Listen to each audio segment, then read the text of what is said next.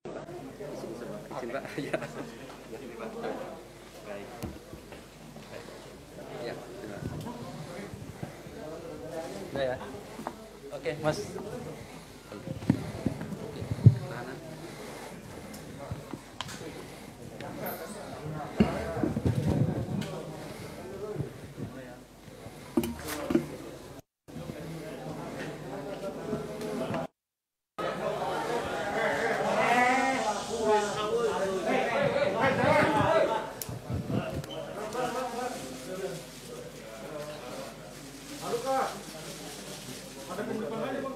Ya. Oke. Oke. Izin Pak, sudah mulai? Nah. Baik. Bismillahirrahmanirrahim. Assalamualaikum warahmatullahi wabarakatuh. Selamat sore rekan-rekan semuanya. Terima kasih kehadiran pada sore hari ini di RSPAD Gatot Subroto Jakarta. Tentu sebagaimana yang sudah kami sampaikan, KPK akan menyampaikan perkembangan dari penanganan perkara dugaan korupsi, suap dan gratifikasi proyek pembangunan di Provinsi Papua yang sebelumnya telah kami umumkan 2 orang sebagai tersangka, ya, RL dan LE. RL sudah dilakukan penahanan dan 1 tersangka kemarin sudah dilakukan penangkapan. Perkembangannya tentu segera akan disampaikan. Hadir sore hari ini pimpinan KPK, Pak Ketua, yang juga didampingi dari tim dokter dari RSPAD Gatot Subroto. Nanti akan disampaikan poin-poin perkembangan dari penanganan perkara tersebut oleh Pak Ketua. Dan setelahnya, seperti biasa kami beri kesempatan 3 orang penanya. Kami fokuskan, kami berharap teman-teman nanti fokus pertanyaan terkait dengan perkara ini, ya. 3 orang silahkan sebutkan nama dan dari mana medianya serta pertanyaannya. Saya kira itu ya teman-teman. Baik, kami silahkan Pak Ketua untuk menyampaikan poin-poin perkembangan dari perkara dimaksud. Kami silahkan Pak.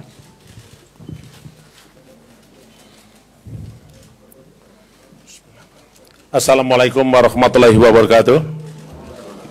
Selamat sore, salam sejahtera untuk kita semua. Om Swastiastu, Salam, Namo Buddhaya, Salam Kebajikan.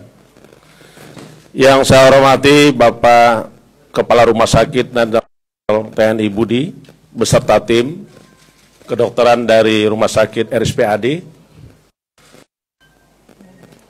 perwakilan dari IDI, Dr. Joko, Dr. Pujo, segenap hadirin sekalian yang saya hormati, para wartawan, jurnalis, dan warga negara Indonesia di mana yang saya cetek dan pada sore hari ini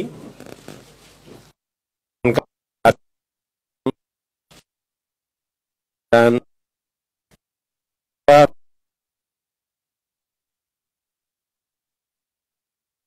gratis terkait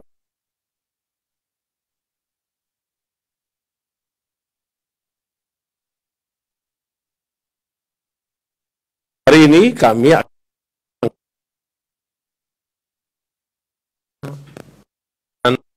terima hadiah atau janji dan gratifikasi terkait dengan proyek pembangunan infrastruktur di Provinsi Papua. Dalam perkara tersebut, KPK telah menyampaikan bahwa ada 2 orang tersangka, antara lain pertama swasta, Direktur PT TBP. Yang kedua adalah LE, Gubernur Papua periode 2013-18 dan 2018-2020.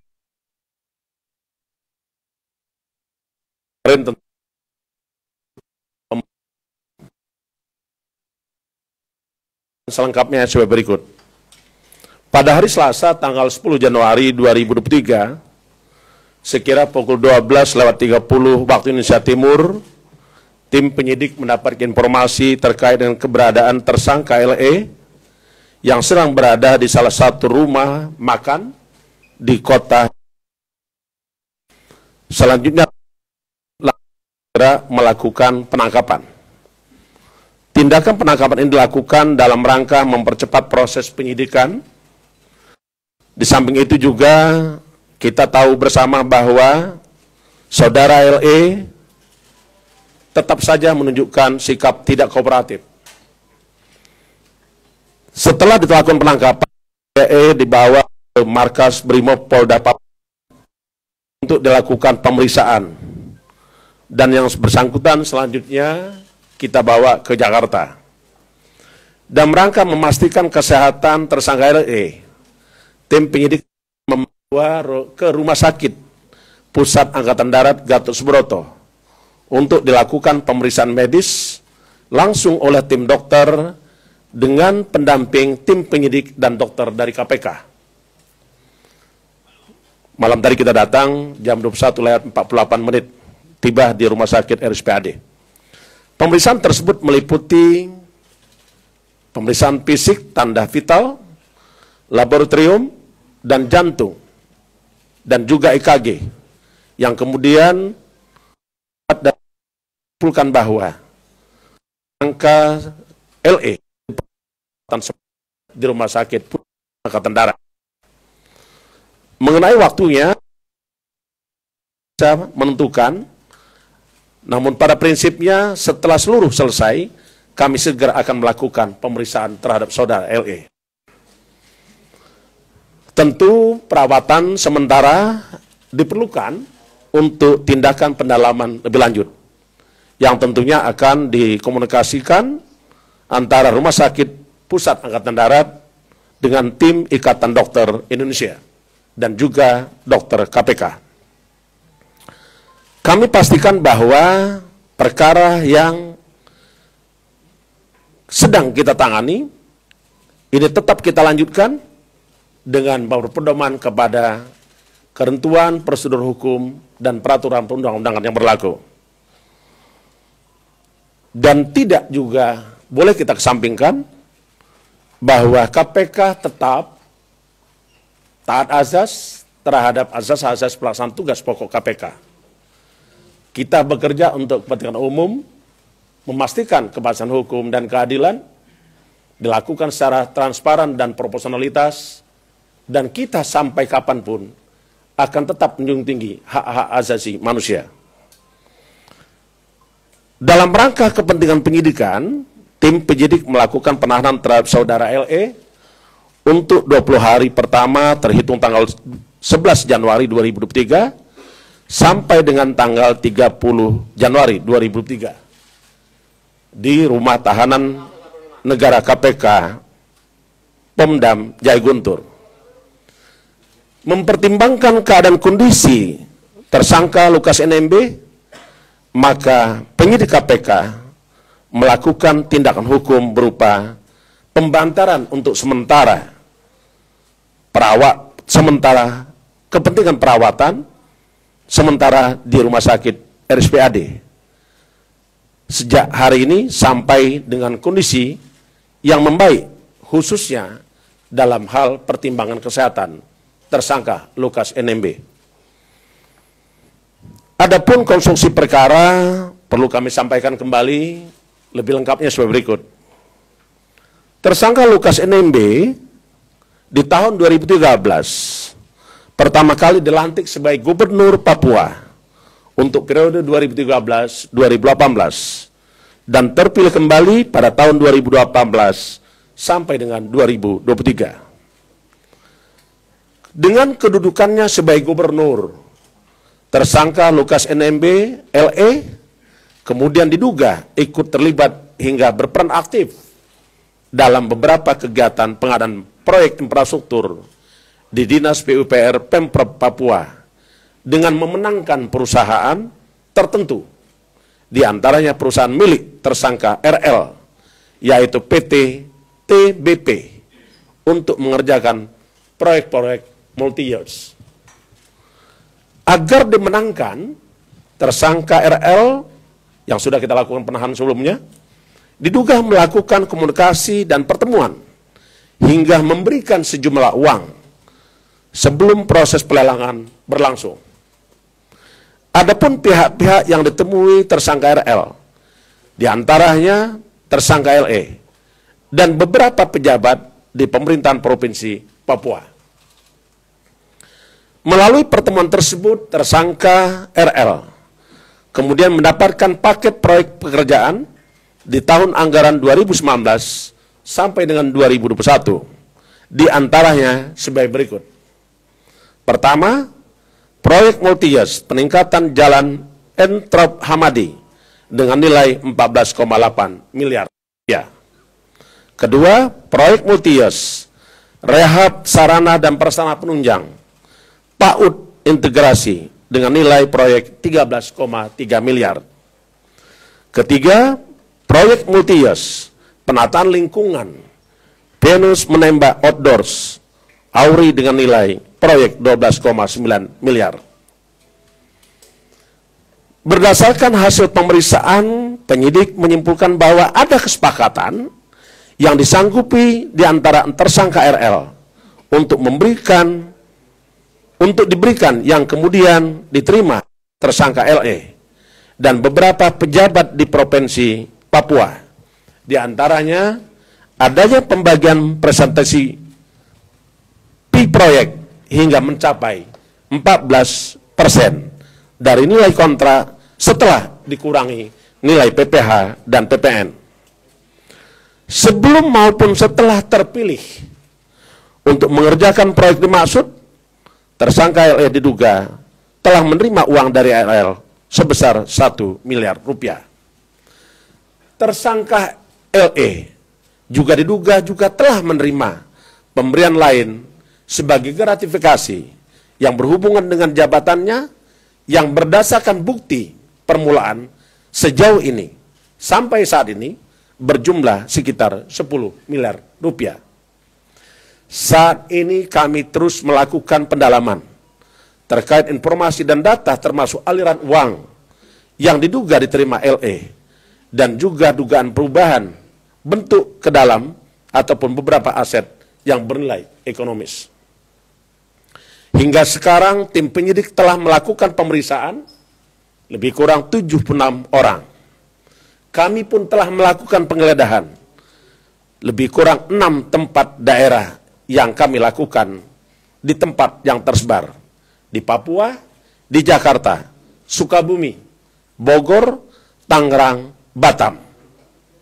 Dan KPK juga telah melakukan penyitaan aset antara lain berupa emas batangan, perhiasan emas, dan kendaraan mewah dengan nilai sekitar 4,5 miliar rupiah. Di samping itu, KPK telah memblokir rekening dengan nilai 76,2 miliar. Berdasarkan alat bukti, maka patut disangkakan tersangka telah disangkakan melanggar pasal 12 huruf A atau huruf B atau pasal 11 dan pasal 12B besar Undang-Undang 31 tahun 1999 tentang pemberantasan tindak pidana korupsi sebagaimana telah diubah dengan Undang-Undang nomor 20 tahun 2021 tentang perubahan atas Undang-Undang 31 tahun 1999 tentang pemberantasan tindak pidana korupsi.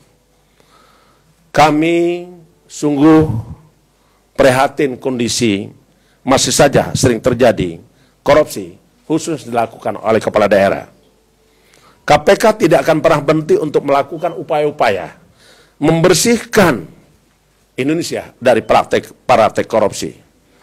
Pada kesempatan ini pun kami segenap insan KPK dan seluruh rakyat Indonesia menyampaikan ucapan terima kasih kepada seluruh tokoh masyarakat, tokoh agama, anak-anak bangsa, khususnya kawan-kawan, rekan-rekan se-Indonesia yang telah memberikan dukungan kepada KPK di dalam menyelesaikan beberapa perkara tindak pidana korupsi, termasuk tindak pidana korupsi yang dilakukan oleh Lukas NMB atau LE, beserta juga pejabat yang lainnya.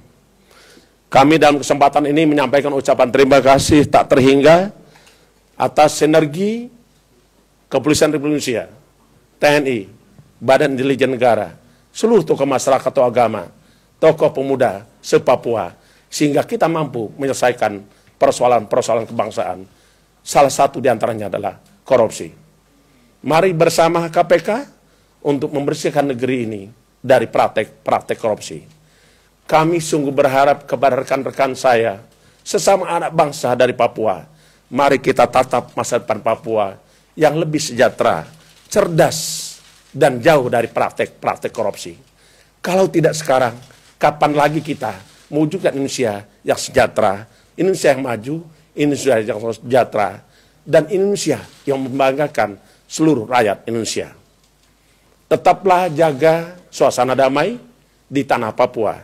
Mari kita bersatu memberantas korupsi, menatap bangsa Indonesia yang lebih maju, sejahtera, cerdas, sebagaimana tujuan nasional kita. Saya kira demikian yang kami ingin sampaikan. Kami ingin mengajak rekan-rekan semua, rekan-rekan media, bahwa hari ini kami sudah sampaikan terkait dengan perkembangan penanganan perkara tindak pidana korupsi berupa suap dan gratifikasi, penerimaan hadiah atau janji yang dilakukan oleh tersangka LE di Papua. Dukung terus KPK, mari bersama KPK membersihkan negeri ini dari praktek-praktek korupsi. Sekian, terima kasih. Saya akhiri, wassalamualaikum warahmatullahi wabarakatuh. Om Santi Santi Om, Salam, Rahayu. Baik, terima kasih Pak Ketua yang sudah menyampaikan terkait perkembangan dari penangkapan tersangka LE yang sejak kemarin saya kira teman-teman mengikuti pemberitaannya sampai sore hari ini. Berikutnya silahkan kami beri kesempatan 3 orang penanya. Oke, sebelah kiri saya.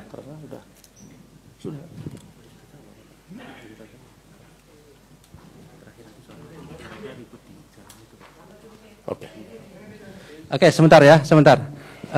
Satu, yang oke, 2, sini 1 ya, 3. Kami silakan.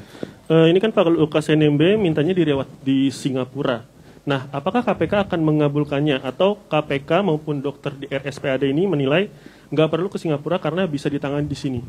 Terus yang kedua, kemarin kan disebut bahwa Pak Lukas NMB ini ditangkap karena mencoba atau terindikasi mau pergi ke luar negeri. Nah, kalau iya, apakah ada pihak yang membantu Pak Lukas ini? Karena kan kalau dilihat, nggak mungkin dia jalan sendiri. Dan kalau ada yang membantu, itu kan bisa masuk ke perintangan penyidikan. Seperti itu. Berikutnya silakan Mas Yogi ya. Ya, silakan Mas. Ya, terima kasih Pak Firly. Izin soal pengembangan kasusnya kan waktu itu di kompres sebelumnya di tersangka Laka ya, itu kan RL itu kan mengatakan bahwa ada beberapa pejabat di Pemprov yang juga menerima suap. Nah, itu apakah akan dikembangkan ke sana Pak Firly? Kemudian juga tadi juga sama dengan Chandra, yaitu kan kabarnya mau ke Tolikara ya.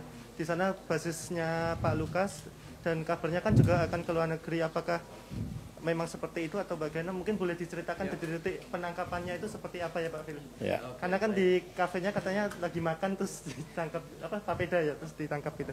Kemudian soal dulu kan Pak Mahfud juga mengungkap soal adanya sekitar 560 miliar itu ya. Apakah juga itu masuk dalam kasus ini termasuk juga judikasi?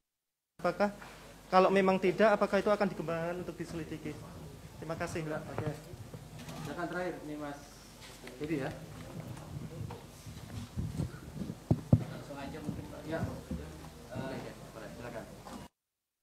Kumparan Mas Ali, ini mau menyambung tadi pertanyaan teman-teman sih soal cerita pas penangkapan itu. Tadi Pak Mahfud juga menceritakan soal bahkan ada yang catering itu proses penangkapannya, soal dugaan dia kabur ke luar negeri itu Pak Ali, Pak Ketua, soal apakah benar dia hendak ke Tolikara atau bagaimana? Ya. Itu saya sih Pak. Ya. Oke. Lagi dong Pak Ali. Izin Pak. Terkait teknis penyidikan mungkin ya, karena kita tahu kalau saya pernah mengikuti tahun lalu di salah satu kontrak Pak Lukas kan untuk bicaranya sulit ya, membutuhkan semacam penerjemah kayak gitu. Terus dalam teknis penyidikannya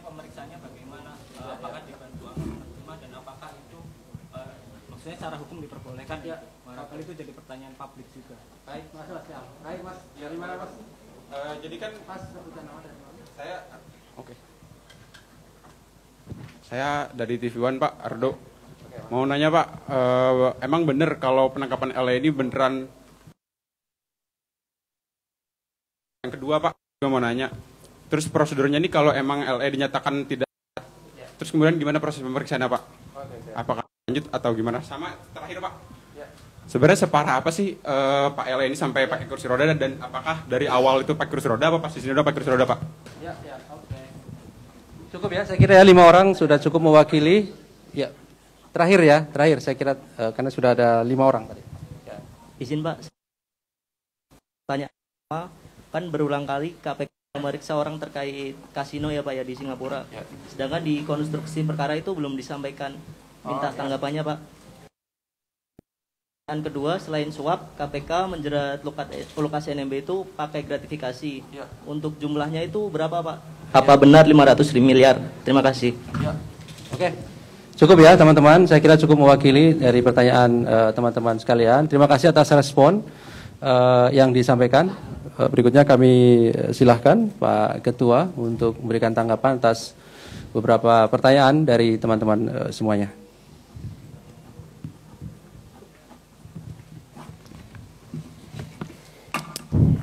Baik, terima kasih. Saya kira tadi ada beberapa respon dari rekan-rekan media, dan tentu itu adalah mewakili seluruh rakyat Indonesia. Saya mengucapkan terima kasih atas respon yang begitu hangat, yang begitu lengkap, dan tentu saya akan coba untuk memberi jawaban, mudah-mudahan bisa menjawab pertanyaan tadi. Yang pertama terkait dengan penangkapan. Lukas NMB yang ditangkap di Jayapura, di rumah makan SG, dekat bandara. Itu kita mendapatkan setiap informasi tentang keberadaan LE. Setiap informasi yang disampaikan kepada KPK tentulah kita tindak lanjuti dan kita cek kebenarannya. Informasi bahwa yang bersangkutan akan meninggalkan Jayapura itu kita terima dan akan menggunakan pesawat udara menuju, tadi yang disebut ada informasi yang kita terima akan menuju ke Tolikara atau Mamit.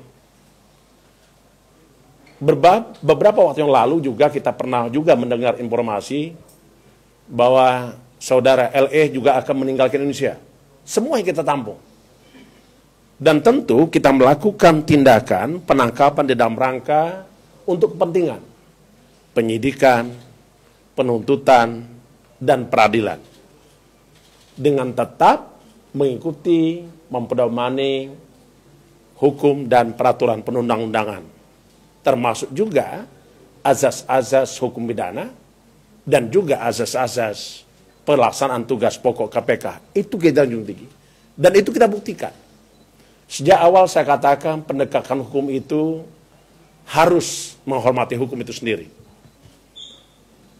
Penegakan terhadap hukum itu tidak boleh melanggar hukum dan juga tidak boleh melanggar HAM. Dan itu kami wujudkan setelah kita lakukan penangkapan, langsung kita bawa ke RSPAD. Dan itu sesuai dengan kesepakatan rapat kita beberapa waktu lalu. Karena sesungguhnya keselamatan jiwa manusia adalah hukum tertinggi. Kita paham, salah satu filsuf mengatakan, salus populi suprema lex esto. Keselamatan jiwa masyarakat adalah hukum tertinggi. Itulah yang tetap. Yang kedua, ada pertanyaan terkait dengan rencana pengobatan ke Singapura. Saya tidak berandai-andai kalau Pak Lukas ingin berobat ke Singapura. Karena sampai hari ini saya masih meyakini bahwa kemampuan profesional dokter kita, fasilitas rumah sakit kita, sudah cukup dan memadai. Yang berikutnya, terkait dengan pelaku lain. Kita ingat bahwa konsep apa yang disebut dengan tersangka. Tersangka adalah seseorang yang karena perbuatannya dan atau keadaannya berdasarkan bukti permulaan patut diduga sebagai pelaku tindak pidana. Itulah yang dipegang oleh KPK. Sehingga kita tidak pernah seolah-olah mengatakan orang tersangka. Kita pastikan bahwa KPK tidak akan pernah mentersangkakan seseorang kecuali karena perbuatannya dan atau keadaannya berdasarkan bukti permulaan cukup patut diduga selaku tindak pidana. Tentu informasi siapa saja pelakunya itu akan kita lakukan pendalaman dalam proses penyelidikan maupun penyidikan. Karena sesungguhnya penyelidikan adalah serangkaian tindakan penyelidik untuk menemukan suatu peristiwa guna kepentingan penyidikan.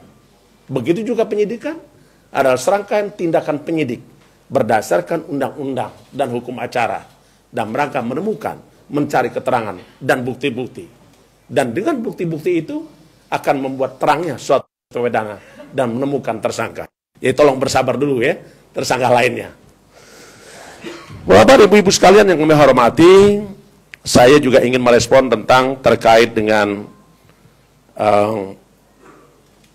apakah ada dugaan berangkat ke luar negeri. Tentu kita, seluruh informasi kita tindak lanjuti. Itu menjadi mahal informasi itu, dan kita lakukan untuk penangkapan terhadap saudara LE. Yang berikutnya terkait dengan tindak pidana sendiri yang dilakukan oleh LE. Kami melakukan penyidikan tindak pidana korupsi sebagaimana diatur dalam Undang-Undang Nomor 19 2019 di pasal 6 huruf E. Dikatakan bahwa Komisi Pemberantasan Korupsi melakukan penyelidikan, penyidikan dan penuntutan tindak pidana korupsi. Itu yang pertama. Yang kedua, KPK pun memiliki kewenangan untuk melakukan penyidikan terhadap tindak pidana pencucian uang. Karena itu, KPK selalu saja menggandengkan antara tindak pidana korupsi dengan tindak pidana pencucian uang. Karena sesungguhnya itu adalah salah satu cara untuk meningkatkan aset recovery, merampas setiap harta kekayaan para pelaku koruptor yang dihasilkan dari hasil kejahatan korupsi. Dan tentu juga kita tidak berhenti di situ, kita akan juga bekerja untuk membuktikan ada atau tidaknya tindak pidana korupsi lainnya. Bapak dan Ibu sekalian yang saya hormati, terakhir tadi ada yang bertanya tentang bagaimana melakukan pemeriksaan terhadap orang sakit. Tentu ini kita akan menggunakan ahli. Ada ahli bahasa, ada ahli isyarat, semuanya kita akan gunakan dan berangka mempercepat penyelesaian perkara tindak pidana korupsi atas nama tersangka Lukas NMB. Yang terakhir, kalau masalah kursi roda, saya kira itu adalah pertimbangan kesehatan dari tim dokter DRSPAD dan saya tidak akan jawab itu. Yang pasti yang berikutnya adalah tentang informasi yang berdasarkan laporan hasil analisis PPATK, itu kita akan tindak lanjuti. Tadi yang menyebut bagaimana dengan tindak pidana uang yang beredar digunakan oleh LE di kasino, ada yang lain, itu kita, semua informasi akan kita pakai dan merangka penyelesaian perkara tindak pidana korupsi yang dilakukan oleh tersangka LE. Saya kira demikian dari saya tidak jawab kursi roda ya. Nanti kalau saya jawab kursi roda, loh kok kapan Ketua KPK tahu tentang kursi roda? Ya. Apa? Update kesehatannya, Pak. Update kesehatannya Pak di sini. Mungkin dari Pak Dokter mungkin bisa sebentar. Ya, saya kembalikan. Pak Putin, Ya. poin garis besarnya. Ya. Ya, oh ya, sebentar. Apa? Surat penangkapan pasti. Ya. Saya kira rekan-rekan sudah sangat tahu apa yang dimaksud dengan penangkapan. Satu. Kedua, kapan itu penangkapan dilakukan?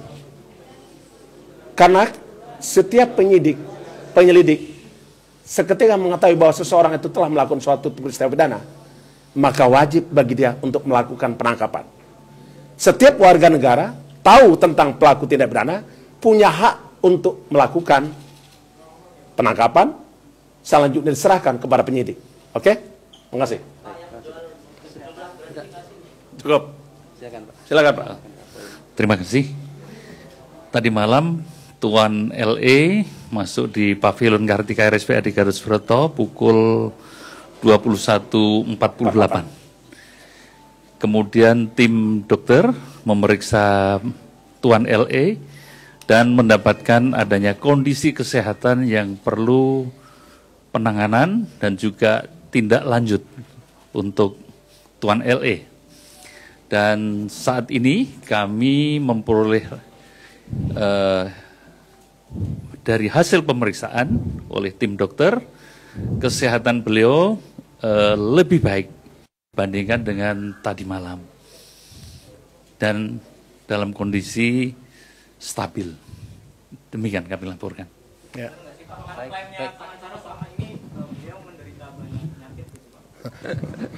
Baik, terima kasih Mas Niam ya. Cukup ya? Baik. Kalau terkait dengan kronologis penangkapan, namanya orang ditangkap pastilah ada, apakah yang bersangkutan melakukan perlawanan atau orang lain yang melakukan perlawanan, pasti ada. Dan itu tidak bisa kita hindari, tetapi yang jelas risiko terkecil sudah kita lampaui. Ya, jadi itu Pak Lukas NMB bisa sampai ke Jakarta, kondisinya seperti ini, dan selama perjalanan kami didampingi oleh beberapa orang, baik putra daerah Papua juga, kita minta supaya mendampingi Pak Lukas NMB. Sampai di Manado pun kita kasih makan, lahap makannya. Ya kan? Selanjutnya diukur tensinya, memang naik, dan saya sertakan dokter dari Sulawesi Utara, Manado. Satu dokter, satu perawat, lengkap dengan alat-alat kesehatan. Saya tidak persis apakah itu bantuan pernapasan atau apa, tapi mereka bawa. Artinya apa? KPK sungguh-sungguh memperhatikan keselamatan jiwa seorang yang ada di tanggung jawab KPK. Saya kira itu. Baik, terima kasih teman-teman semuanya. Terima kasih Pak Ketua, terima kasih Bapak Ibu dari tim Dokter SPAD yang hadir pada sore hari ini bersama kita. Kami akhiri. Assalamualaikum warahmatullahi wabarakatuh.